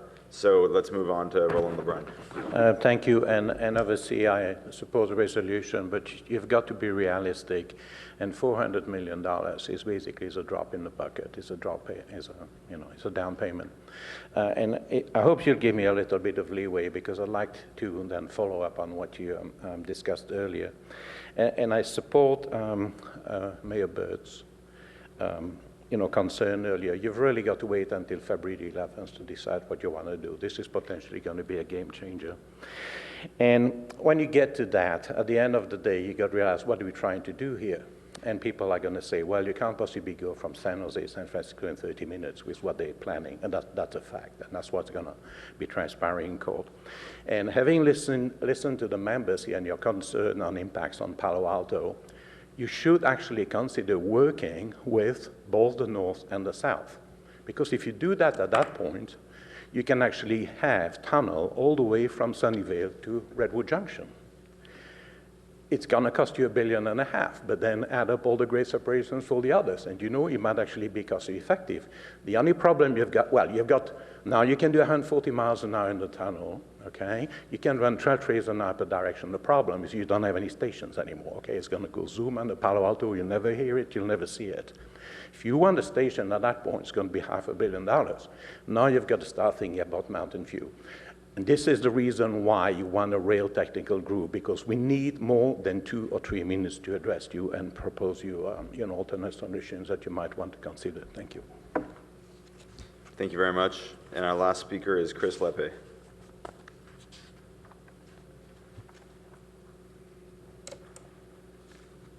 Hello, good morning. I think it's still morning. Did everyone receive, I sent a letter a couple days or yesterday. Did everybody receive the letter? I have a few extra copies if you'd like one. So I just wanted to refer to the letter from myself and several Palo Alto residents. But just wanted to start off by noting that this is, I think, what's the obvious, which is this is a huge opportunity here, which really only comes around every 15 to 20 years. Given the population growth and the strain on the existing system, and existing demands and other social and environmental considerations like climate change. This is a really important process. I'd like to thank the City of Palo Alto for its advocacy thus far and really pushing for more funding for transit and really looking at other innovative ways than just widening our roads as a way to address traffic congestion and population growth. We know that you can't widen your way out of traffic congestion based on what we've seen. Other cities have embraced similar concepts in Mountain View. Actually, just a little bit of a note about the Mountain View Council meeting. Although they did recommend continuing to work with the other cities on the existing proposal, they did also say that they wanted to push for more money for transit and less for the expressway highway category, which is one of our recommendations. So, and you'll see in the report that we have a recommendation to reduce the funding in that pot and increase funding in the pot for transit outside of Caltrain and BART, because there are a huge amount of needs outside of the Caltrain and BART corridors. including, for example, increasing the frequency of the VTA transit network outside of or in the areas of greatest need and demand. Some of the other recommendations are including a complete streets requirement for local streets and roads paving to make sure that there are multimodal benefits with the investments that we make, maximizing benefits across multiple social and environmental goals, and allowing for flexibility in the use of the expressway funding. Thank you. Thank you. And Chris, can you hand a copy of the letter? I meant to print it out and forgot to, so I'd love to at least have a copy. So with that, I'm going to turn it back to, I don't know if staff has any other comments. We'll kick it over to colleagues. And some folks might have updates on certain meetings they've attended. I think both of you guys do, so it wasn't totally. Well, let me start with a couple of comments in framing. One is that this proposal is likely part of an ongoing iterative process, and we don't want to have it misunderstood that we're assuming that there won't be back and forth. And there are really four principal parties involved.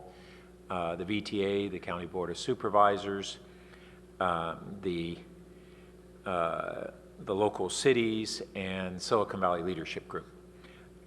So we'll want to continue to have just ongoing discussions and moving forward on that.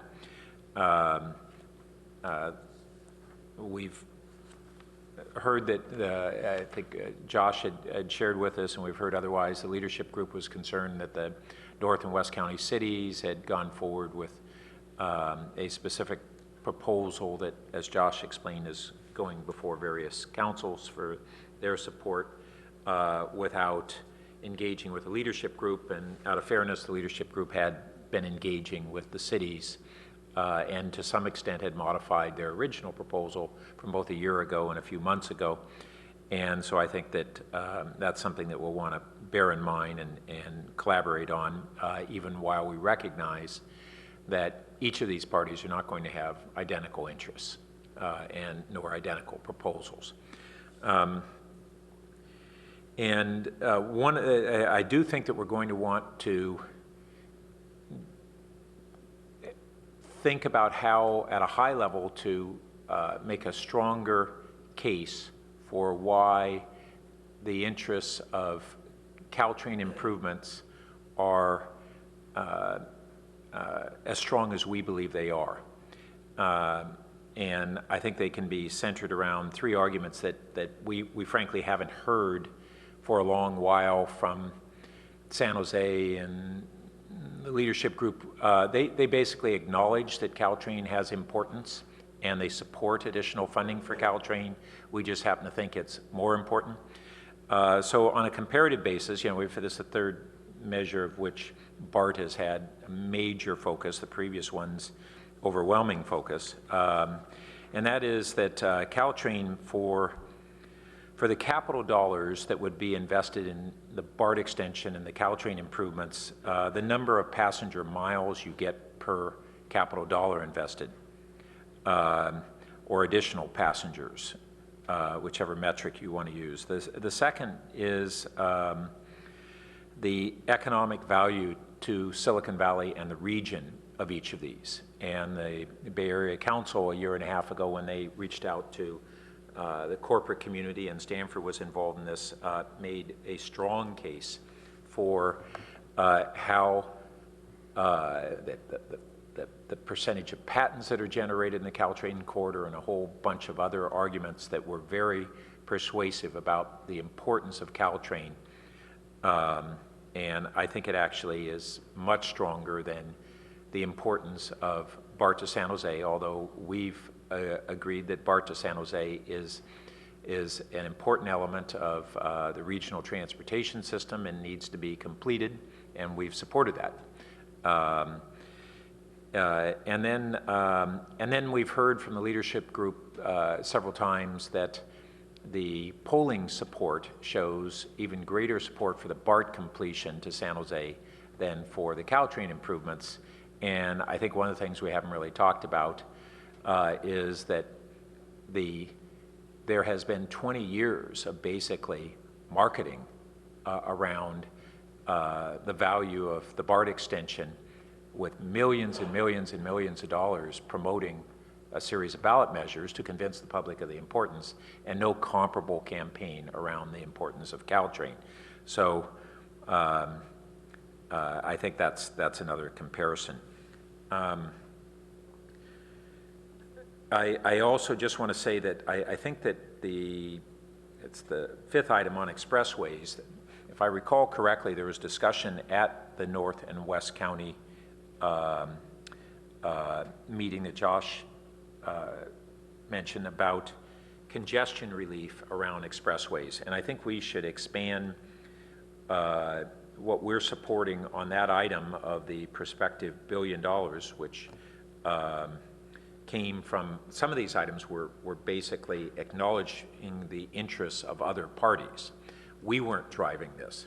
But as we had discussed in our council meeting with the VTA, we want to see those dollars be able to be used toward expressway congestion relief in the broad sense of traffic management and TDM measures rather than merely expressway expansion in capacity. And so I think that would be important to add. So I think that covers most of my comments. Thank you. Tom? So I was hoping, Pat, you would explain a little bit where these percentages came from, because that's pretty murky to me. And I think it's a pretty huge decision in terms of relative funding in these different categories. Well, they're not decisions. They're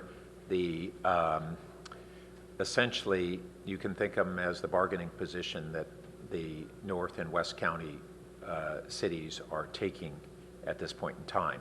And there's an acknowledgement that this is going to be a somewhat of a bargaining process. So don't think of them as okay. definitive. I understood that other cities were having their councils pass these percentage allocations. But in the context that I just described. Okay. So I'd like to comment on these. I'd like to see a relationship between kind of magnitude of usage and amount of funding. And, you know, I think it would be useful to look at San Mateo and Alameda, which had recent tax measures where they broke it down into categories. I just think it's a useful comparison, not that we're identical by any means, but in terms of relative magnitude of categories. Tom, I should have added one other thing if I can, because it's important for the context of our conversation. There was an acknowledgement by all those cities in attendance that we could take this back and each council come up with their own variation and undermine the consensus. Okay. And so the notion was if for us to not at this point in time as cities try to put our variation on it, but to recognize that this isn't the end of the process. Okay. But we did get comments from the community about shifts and priorities. And so, you know, when you look at this, I think, and, you know, Pat, I'm sure you're going to disagree, but the bike amount seems very high. It's higher than the amount for Caltrain, which surprised me. Most of the numbers are actually fairly aligned with, if you look at, for example, San Mateo, they had 30% for transit. We have 27% if you add BART and Caltrain together. They had 15% for grade SEPs. We have 15% for grade SEPs. They had 1% for congestion. We have 8%. They had 27.5% for expressways, streets, and highways, and we have 25%. And they had 22% for local streets. We have 17%. And they had 3% for bikes, and we have 8%. So they're fairly broad alignment, but maybe some minor shifts, and I understand that may change during negotiation. I would like to say, when we talked about the county plan for the expressway, that was a study session. We didn't take a vote. I think that's still a very dangerous situation at 280 and Page Mill with cars backed up to the freeway, and I supported the county plan and with the bike improvements, and just, again, I think it was really changes in flow more than capacity to get people off of the freeway. So we never did really vote on that, and I would actually support that. And I think increasing congestion relief to 8% is a good amount. TDM programs and things are cheaper than construction. So the other part of this was in terms of maintaining consensus with other cities. I think that's a good goal. I am concerned about how realistic that is, given everybody's different situation. Our focus on Caltrain, where perhaps Cupertino has different priorities. So I think we should have that as a goal, but I would like to see us maintain our focus on grade separations. And again, hopefully we remain aligned and we get this change to the tax, but we still have a potential conversation about, if we don't get money for grade sepsis, Palo to do something different. Well, I should add that this concern over whether we'll call West Valley cities that aren't on the Caltrain corridor, whether their interests are aligned with the Caltrain cities, and I think it's important to acknowledge that they actually ended up supporting this proposal that has a lot less in it for the West Valley cities and has a Caltrain emphasis. When you said it's $400 million for Caltrain, it's actually $1.3 billion because the grade separations are Caltrain. Yeah, but again, looking at other counties, they have separated transit improvements from grade separations. So I think the right order of magnitude there. The last comment I'll have is just I think we should bring this advocacy direction to the full council as an action item. Oh, I thought that was what is being proposed to us. Yeah. Yeah, this is just a recommendation to full council. If I could just clarify one item, the BART to San Jose line item, that's purposely written as BART to San Jose. BART to Santa Clara, the estimated funding gap, that was presented by the Silicon Valley Leadership Group is $1.4 billion. So $1.4 billion is the ask to close the gap to go all the way to Santa Clara. So in our current proposal, we have BART to San Jose, $1.2 billion. So I just want to make sure the committee understands that if they elect to move this forward. The last comment too, I also support the idea of somehow making it clear that this is not an endorsement of the BRT.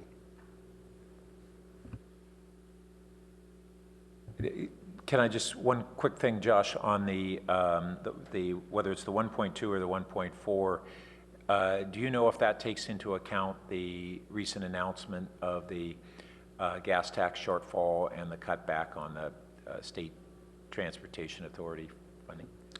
The funding for the BART to Santa Clara extension that was outlined to me did not include gas tax revenue. It was cap and trade funding, the $1.4 billion in projected sales tax revenue, and then a commitment by the US DOT to provide new starts funding, and also $1.1 billion in cost savings from the Berryessa BART extension. So my understanding is that there was not any gas tax revenue allocated, but we can check on that before the council meeting. Greg? So Josh, I just want to confirm that the 1.2 would get BART to San Jose built, and that the extra $200 million is purely to go from San Jose to Santa Clara?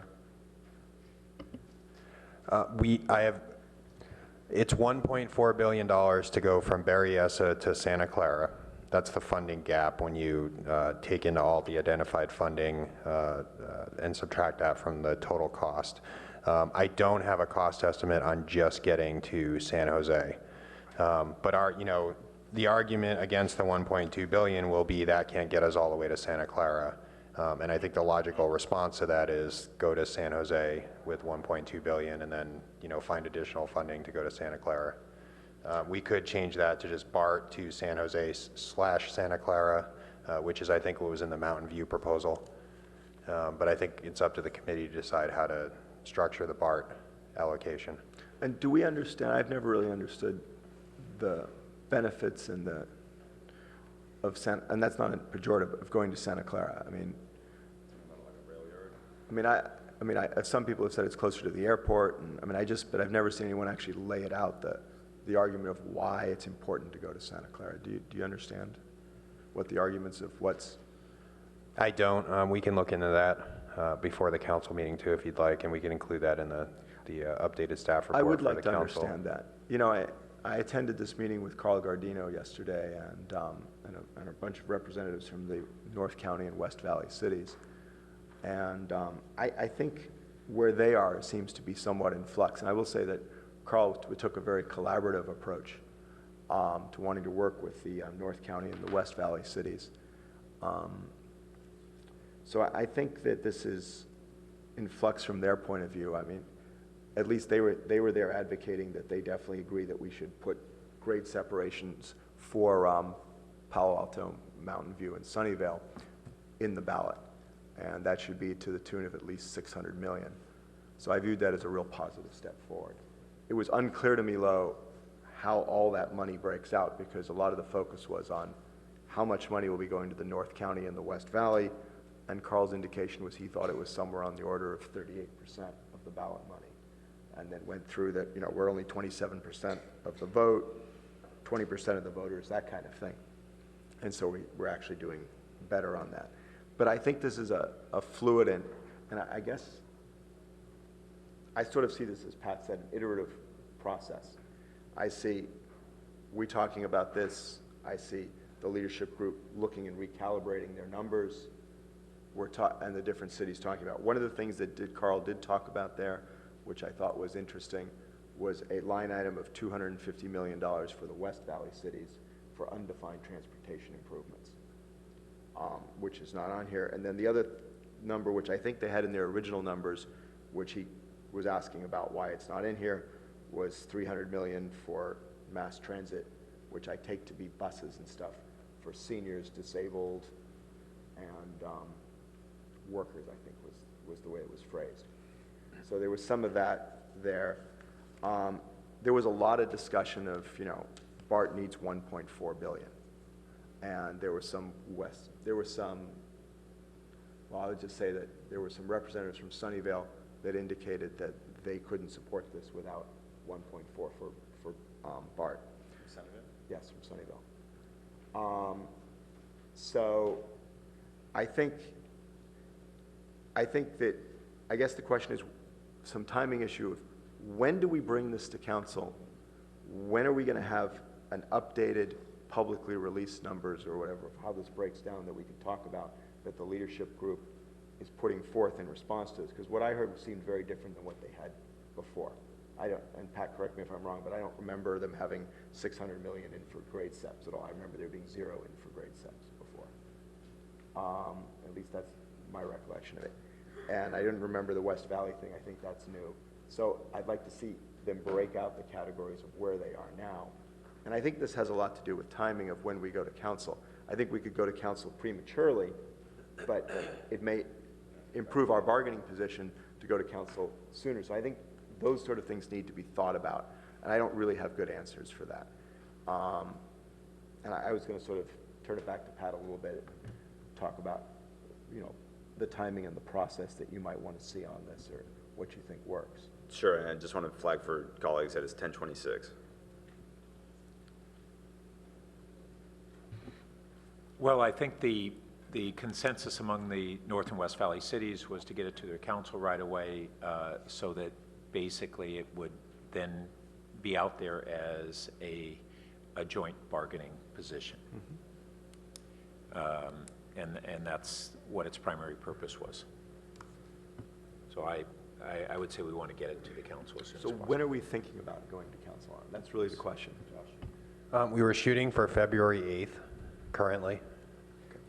I also do not want to see us add in, frankly, to Tom's point about where we are on the expressways or anything into this. I may very well be supporting the county plan in my mind of where I am on this. I have to think about it a little bit, but I think it muddies the waters on this and creates us moving away from here's our bargaining position, here's what we want. in terms of it. So I think we can if you want, but I think that opens up So another my suggested language would not bind us in any way. It just gives more latitude toward how cities and the county might use that expressway-related dollars. It doesn't make that determination. I'm not sure about that. I have to think about it. I mean, it may, but it may actually undermine the plan. And there's like 3 components to that plan. There's, the 280 interchange, which I fully and absolutely support, and I think we need to fix that 280 interchange. I think that's like 300 million or something of numbers. Then there's there's the Page Mill to to Hanson, and then there's another stretch of it, and I'd have to delve into the details and understand it a little better before I'm willing to say what we should do. So I don't necessarily think I want to mix all that up as we move in, because I think it's a complicated issue. What was the other? Well, I just heard the 600 million versus 900 million on grade steps.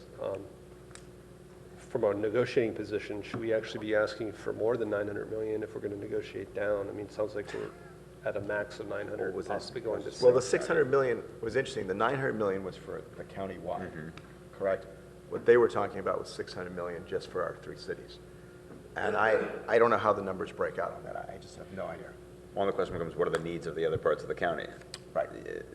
So, I mean, if I can weigh in here, so it's 1028. Clearly there are a lot of questions. There's still a lot of unknowns. I think, Pat, correct me if I'm wrong, but the goal is to kind of set an early marker on this is generally what the North County and West Valley cities support, knowing that it's going to change. I'm comfortable doing that at this point. I agree that at some point there needs to be more definition on expressways and streets and highways, and the fact that that's not just roadway expansion, but that is transportation demand management and other transportation management initiatives. If there's a need for all the North County and West Valley cities to kind of show a unified front at this stage, knowing fully that this is not written in stone, I'm comfortable with that. I do think we need to clearly schedule more time for a discussion of this at council. When it comes time, I mean, let's keep in mind, this is something that we all have a lot of issues about. There's no way I can sum up my comments in the next, now 0 seconds that we have for this item. And so let's make sure that we have enough time to really have a good conversation about it. But I don't want us to necessarily stop the progress. So let's recommend moving this forward to council. Second. All right. Any additional comments to your motion? Well, just briefly that I do think we should have a council discussion. I think this is useful. I think this has actually moved the leadership group substantially. And I think we should move forward to council. I think Josh has a quick comment. Just so the direction is clear before you vote, typically an item forwarded from the committee would go on the consent agenda. So I'm hearing you want it to be an action item? Absolutely. Okay. Well, the motion is to forward this to council. It doesn't actually say. As an action item? Yeah, Yes. as an action item. Okay. Pat, do you have any questions? I'll just add that right above the table, it says it's recommended as the advocacy position. So I just want to make sure, once again, that it's understood as that we don't have to. So again, that's worded strongly. Again, if at some point we differ, I guess are we reserving the right to advocate for Palo Alto? Yeah, but one of the things that needs to, I mentioned it before, this proposal is compared to what San Jose interests would be and compared to what West Valley interests would be. Even though this may not be everything that we think would be our greatest preference for, say, the Caltrain, it's more than what is in the narrow interests of West Valley, for instance.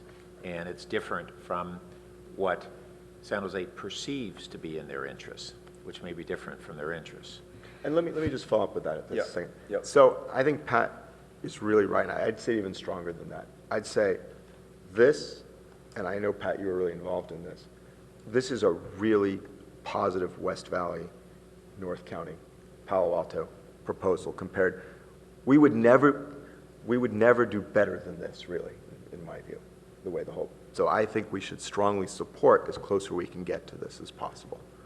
And I think that when you write this to the staff report to the council, I think what Pat's been trying to say and what I'm advocating, well, and I think that's our little pushback, is that if we all sit here and say, you know, I think we should have 250 for bike ped and an extra 250 for Caltrain, and I actually might think that,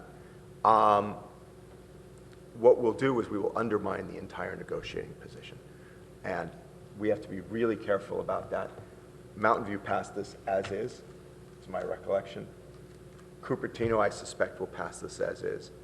And I don't know where Campbell is, but that's sort of how I think that's going. And so I think we need to basically move forward on this without nitpicking it. I think that's good perspective and definitely correct. And one quick comment on what you mentioned earlier, Greg, about Carl's point of we'd be getting 38% of the funding, but we're only 20% of the voters. You can't just pick and choose which ballot initiative you want to talk about. So let's talk about all of them if we're going to be doing that, and not just this one. So there's not a lot of weight there. Excellent point. I wasn't doing an advocacy. I was more of reporting out. Yes, so I totally understand. Totally understand. So if we're all ready to vote, all in favor? Aye. Aye. That passes unanimously. Thank you. And with that, we can schedule another meeting via email or something like that? I think we've all got it around. Yeah, yes, we can work with the clerks for our next meeting. Perfect. Great. Thank you guys very much. And this meeting's adjourned. Thanks, everyone.